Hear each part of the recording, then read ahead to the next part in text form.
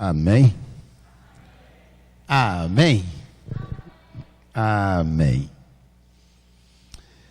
Vamos abrir a Bíblia, a palavra do nosso Deus, em Atos capítulo 5. Deixe-me ler o texto. Não tire nenhuma conclusão precipitada. Ouça a leitura do texto e deixe que depois eu te diga sobre o que vou falar. Atos capítulo 5. Um homem chamado Ananias, com Safira, sua mulher, também vendeu uma propriedade.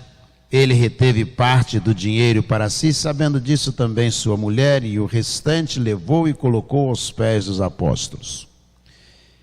Então perguntou Pedro: Ananias, você permitiu que Satanás enchesse o seu coração ao ponto de você mentir ao Espírito Santo e guardar para si parte do dinheiro que recebeu pela propriedade? Ela não lhe pertencia. E depois de vendida, o dinheiro não estava em seu poder? O que o levou a pensar em fazer tal coisa? Você não mentiu aos homens, mas sim a Deus. Ouvindo isso, Ananias caiu morto. Grande temor apoderou-se de todos os que ouviram o que tinha acontecido. Então os moços vieram, envolveram seu corpo, levaram-no para fora e o sepultaram. Cerca de 3 horas mais tarde, entrou sua mulher sem saber o que havia acontecido. Pedro lhe perguntou: diga-me, foi esse o preço que vocês conseguiram pela propriedade? E ela prontamente respondeu: sim, foi esse mesmo. Pedro lhe disse: por que vocês entraram em acordo para tentar o Espírito do Senhor? Veja, estão à porta os pés dos que sepultaram seu marido, e eles a levarão também. Naquele mesmo instante ela caiu morta aos pés dele. Então os moços entraram e, encontrando-a morta, levaram-na e a sepultaram ao lado de seu marido. E grande temor apoderou-se de toda a igreja e de todos os que ouviram falar desses acontecimentos. Vamos orar? Senhor, muito obrigado a Deus pelo dia e obrigado pela palavra do Senhor. Ó Deus, cantar ao Senhor é agradável. Orar ao Senhor, ó Deus, faz bem ao nosso coração. Mas também precisamos ouvir, ó Deus, a voz do Senhor no coração de cada um de nós. Por isso, ó Deus, ministra, ó Deus, pelo Espírito Santo do Senhor, esta palavra aos nossos corações. É a nossa oração em nome de Jesus, o nosso Senhor. Amém. Amém. Quando nós olhamos para esse texto, imediatamente vem à nossa cabeça a ideia de dízimos e ofertas, porque parece que o texto trata sobre isto. O texto traz a narrativa, lá no capítulo 4 do livro dos Atos dos Apóstolos, a partir do versículo 32, ao perceberem a perseguição se intensificar, lá no capítulo 4, o que os cristãos, os novos crentes em Jesus, eles vão fazer? Eles começam a vender as suas propriedades, porque havia uma grande possibilidade de serem confiscadas pelo Império Romano, e eles vendiam as propriedades, pegavam o dinheiro e colocavam aos pés dos apóstolos. E aí, um casal chamado Ananias e Safira também, que frequentava esse grupo religioso, o cristianismo no seu nascedouro, resolve fazer o mesmo. Só que eles dois, o casal, senta, conversa, diz: olha, nós vendemos por tal, a gente pode dizer que a gente vendeu por menos, e a gente entrega menos, e a gente fica com uma parte. Eu sei que você aqui ou em casa pode estar pensando, mas isso é muito errado. Tem muita gente que faz isso ainda com recibo de automóvel, com escritura de imóvel. Põe aí que eu paguei tanto só, que aí eu vou recolher menos imposto, menos laudêmio, eu tenho que declarar um imposto de renda menor. Põe aí, escreve aí. É mais ou menos isso que Ananias e Safira resolveram fazer. Só que não era questão de imposto, era de entregar ao Senhor. Mas esse texto, se você olhar para ele, ele não trata dessa questão de dedicar, de entregar ao Senhor. Não é uma doutrina voltada para a fidelidade nos dízimos e ofertas. Mas esse capítulo trata especificamente sobre o livre-arbítrio. Isso mesmo. O livre-arbítrio, a capacidade que Deus deu ao homem de fazer escolhas. Ele foi feito por Deus e Deus o fez um ser pensante, autônomo, soberano, capaz de fazer as suas próprias escolhas. E o texto vai tratar exatamente deste livre-arbítrio, da possibilidade que eles tinham de escolher. Quando você olha, por exemplo, a Deuteronômio, capítulo 30, versículo 19, Deus chama o povo, chama Moisés, e ele diz a ele: olha só, eu tomo por testemunho o céu e a terra, e eu coloco diante de você a vida e a morte, a bênção e a maldição, para que você escolha.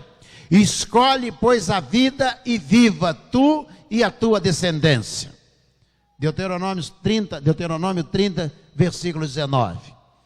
Qual é a palavra que nos chama a atenção neste momento? Vou repetir.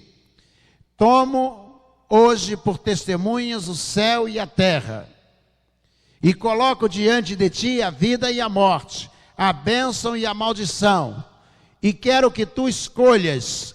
Escolhe, pois, a vida e vivas tu e a tua descendência. Deus está dizendo a Moisés e ao povo de Israel que a capacidade, a liberdade de fazer escolhas é algo inerente à vida humana.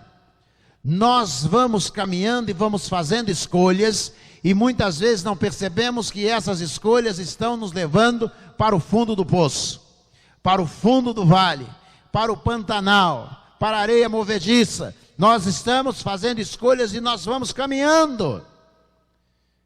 Ninguém chega ao fundo do poço de repente. É resultado de escolhas. Nós temos uma coisa chamada livre-arbítrio. E Deus foi tão ousado em nos conceder o livre-arbítrio que Ele nos deu a capacidade até de rejeitá-lo. O livre-arbítrio é tão importante para Deus que Ele nos capacitou com essa capacidade de rejeitar o próprio Criador. Você tem essa liberdade de dizer não para Deus, de dizer eu não quero, eu não vou fazer, eu não vou obedecer. E esse capítulo que nós estamos dizendo, ele não é uma novidade na Bíblia. Você vai ver no Velho Testamento, por exemplo, Deus já no princípio de todas as coisas, quando da tentação Deus diz a Adão: de toda árvore do jardim comerás livremente, mas da árvore da ciência do bem e do mal, dela não comerás, porque no dia em que dela comerdes, certamente morrerá. Deus está dizendo a Adão: você é livre, eu criei você um ser livre, você pode fazer o que você quiser, mas eu estou dizendo a você, não faça. Mas se você quiser fazer, você pode fazer, mas as consequências virão. Quantas pessoas são profundamente infelizes pelas escolhas que elas fazem, pelas decisões que elas tomam. São advertidas pelos pais, pelos amigos, pela família de um modo geral, advertidas pela palavra de Deus, e elas insistem em tomar as decisões erradas e se tornam pessoas profundamente infelizes. Quando Josué está na trajetória avançando com o povo, e ao momento de decisão, ele diz: se porém parece mal aos vossos olhos, escolhei hoje a quem sirvais, os deuses dos amorreus ou o Deus dos vossos pais. Ele diz: porém eu e a minha casa, nós serviremos ao Senhor. Escolhei hoje. Olha a liberdade que Deus dá, dizendo através de Josué: vocês podem escolher. Isso se chama livre-arbítrio. E é tão ousada essa liberdade de escolha que Deus deixa você escolher entre o bem e o mal. Você pode fazer a decisão errada, pode levá-la à última consequência, pode. Deus permite por causa do livre-arbítrio. É uma virtude, vou usar a expressão de Aristóteles, é uma virtude dada por Deus. Você pode fazer a escolha, mas você não pode fugir das consequências da escolha que você fizer. Você pode fazer a escolha errada do jeito que você desejar, mas você certamente vai enfrentar todas as consequências da escolha errada que você fizer. Então, quando nós olhamos para o capítulo 5 de Atos dos Apóstolos, você vai ver algumas perguntas que são feitas pelo apóstolo. Ananias e Safira, eles combinam mentir ao Senhor, mentir aos apóstolos, mentir na oferta que iriam entregar, naquilo que deveriam dar ao Senhor. E aí se aproxima e o apóstolo chama Ananias e diz assim, versículo 3, Ananias, como você permitiu que Satanás enchesse o seu coração a ponto de você mentir ao Espírito Santo para guardar para si uma parte do dinheiro que recebeu pela propriedade. Ele não está discutindo que ele tinha que dar. A discussão é porque ele escolheu a mentira. A questão é o livre-arbítrio. E aí o versículo 4 ele vai fazer algumas perguntas que deixam bem claro que a questão tratada neste capítulo é o livre-arbítrio. Veja o versículo 4, as perguntas que ele vai fazer. Ele diz assim, a propriedade não te pertencia? Segunda pergunta, e depois de vendida a propriedade, o dinheiro não estava em seu poder? Terceira pergunta, o que o levou a pensar que poderia fazer tal coisa? E aí vem a última afirmação, você não mentiu aos homens, mas sim a Deus. Ele faz 3 perguntas a Ananias. Primeiro, a propriedade não era sua, você poderia fazer a escolha de dizer, eu não vou vender minha propriedade, eu não vou entregar aos apóstolos. Você poderia fazer essa escolha. Em segundo lugar, quando você vendeu a propriedade, o dinheiro não foi entregue a você? Ou seja, era seu, você poderia fazer com ele o que você quisesse. E em terceiro lugar, é a última pergunta que ele faz, e vendida, e o que foi que levou você a pensar em tal coisa? Ou seja, a engendrar esse plano de mentir para o Senhor. A questão é o livre-arbítrio. Ele senta com a esposa em casa, Safira, Ananias e Safira, e ele diz, por que a gente não mente aos apóstolos? Eles têm livre-arbítrio para tratarem do jeito que eles dois quisessem acerca de qualquer coisa. A grande interrogação, as 3 grandes interrogações do apóstolo a Ananias, está exatamente aqui. Nós fazemos um acordo com Deus e nós começamos a imaginar que é possível enganar o Senhor, que é possível dar uma desculpa ou enjambrar um plano para que nós consigamos passar a perna em Deus. Nós temos essa liberdade, o livre-arbítrio te dá essa capacidade. Você pode, inclusive, maquinar um plano, mas eu vou dizer a você o que eles disseram a Ananias: você não consegue enganar o Senhor. Seja honesto com Deus. Quantas famílias se reúnem e têm o livre-arbítrio para tomar a decisão que quiser, à semelhança desses dois? De escolherem o que quiserem, de fazerem do jeito que quiserem, pois tem livre-arbítrio. Tem liberdade, inclusive, para ir para o inferno, se quiser. Jesus está orientando, dizendo: quem tem o Filho tem a vida eterna, mas quem não tem o Filho já está condenado. Então, nós temos esta liberdade. E aí ele está perguntando: por que é que vocês usaram desta liberdade, deste livre arbítrio, para tentar enganar a Deus? E ele morre, cai morto. Lá no versículo 9, depois a esposa chega 3 horas depois que o marido havia acontecido uma intervenção direta de Deus sobre a vida dele, por causa do livre-arbítrio, ou seja, da escolha daquilo que ele quis escolher. E aí chega a esposa, e aí o apóstolo pergunta a ela: se o marido disse que vendeu a propriedade por tal valor, é verdade? E ela tinha combinado com o marido, disse: foi isso mesmo. Aqui o problema não é o valor. O problema aqui é a escolha que tanto ele quanto ela fizeram.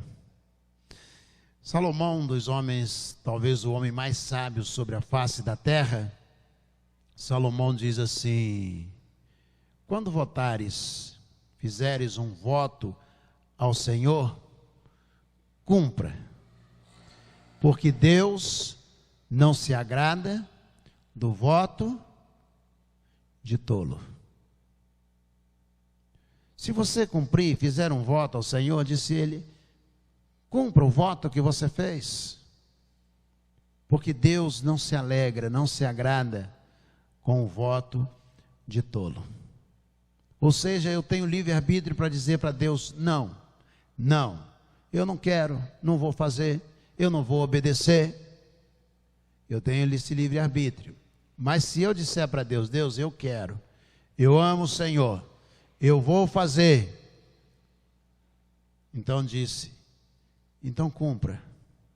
Você tem liberdade para dizer não para Deus. Mas se disser sim, cumpra. Faça aquilo que você prometeu, se comprometeu fazer para o Senhor. Amém? Vamos orar ao Senhor. Senhor nosso Deus, nosso Pai, nós queremos, ó Deus, dizer ao Senhor que somos falhos e temos muitas dificuldades. Precisamos, ó Deus, que o Espírito do Senhor nos conduza, para que, ó Deus, não venhamos tomar decisões no livre-arbítrio, tomar decisões erradas. Para que não venhamos votar ao Senhor algo que não vamos cumprir. E venhamos, ó Deus, entristecer o coração do Senhor. Ó Deus, não permitas, ó Deus, que castigo semelhante ao de Ananias e Safira venha sobre nós, sobre a nossa casa, sobre a nossa família. Mas, ó Deus, desperta-nos para que vivamos, ó Deus, debaixo da vontade do Senhor. É a nossa oração, em nome de Jesus, o nosso Senhor. Amém.